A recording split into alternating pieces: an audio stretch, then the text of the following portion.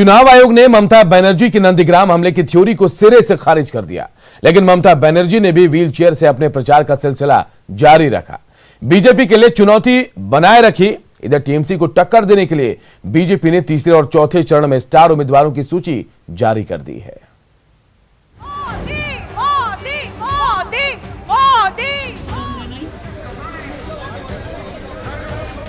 पश्चिम बंगाल विधानसभा चुनाव में रोमांच धीरे धीरे बढ़ता जा रहा है। बीजेपी से कांटे की टक्कर महसूस कर रही ममता दीदी को चुनाव आयोग से बड़ा झटका लगा। आयोग ने नंदीग्राम दौरे के दौरान सीएम ममता बनर्जी पर हमले की थियरी को सिरे से नकार दिया और इसे महज हादसा करार दिया। आयोग ने कहा कि पर्यवेक्षकों और मुख्य सचिव अल्पन बंदोपाध्याय की रिपोर्ट में हमले का जिक्र नहीं है और चोट की वजह भी नहीं बताई गई है। आयोग के फैसले पर बीजेपी ने ममता दीदी पर निशाना साधा। इन्होंने माहौल बनाना चाहते हैं, इसका क्या परिणाम होने वाला है, नंदीग्राम वालों को कितना चोट पहुंचा है, इसका जवाब जब 2 मई को जब ईवीएम खुलने वाला है नंदीग्राम से या पश्चिम बंगाल से, तब पता चलेगा।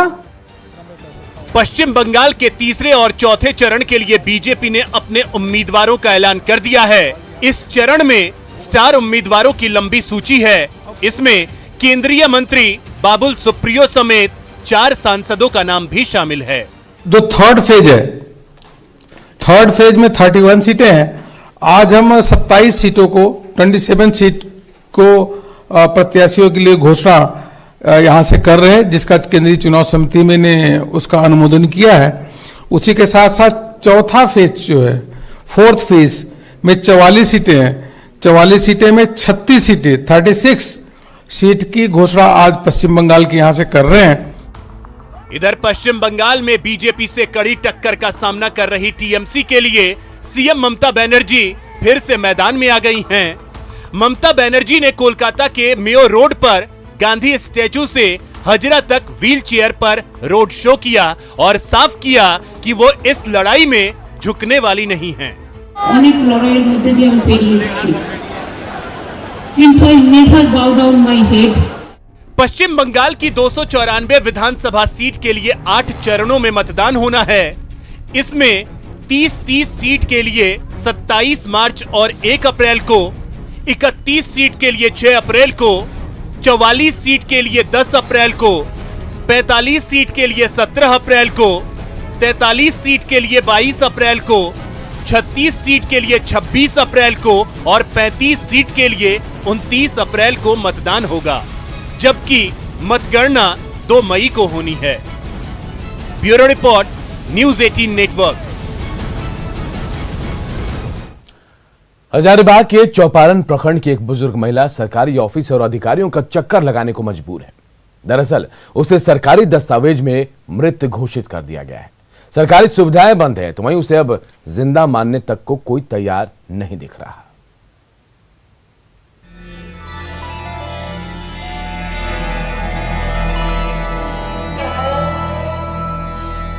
विधवा पेंशन हमरा मिलल से कट गए,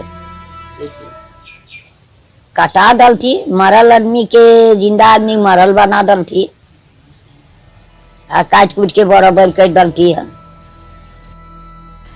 ये दर्द है हजारीबाग की बुजुर्ग महिला उर्मिला मोस्मात का, जिसे सरकारी फाइलों में मृत घोषित कर दिया गया है।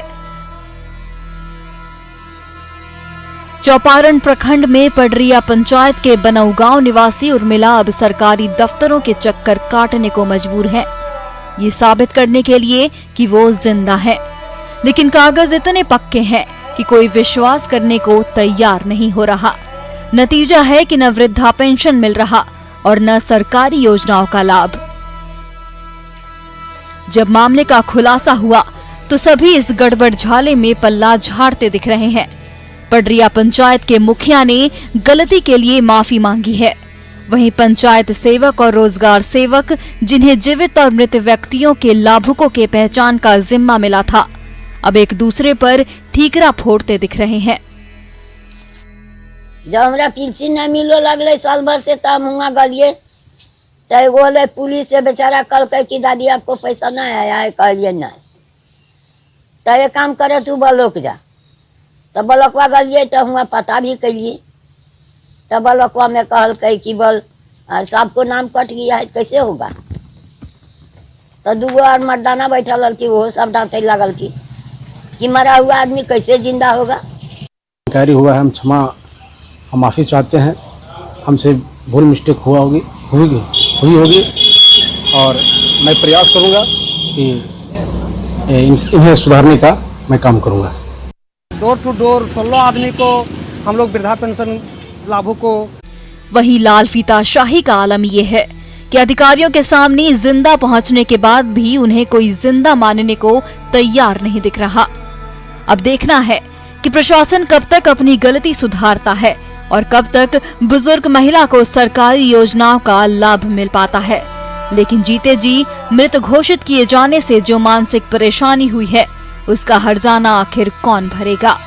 न्यूज़ 18 के लिए हजारीबाग से राकेश कुमार की रिपोर्ट।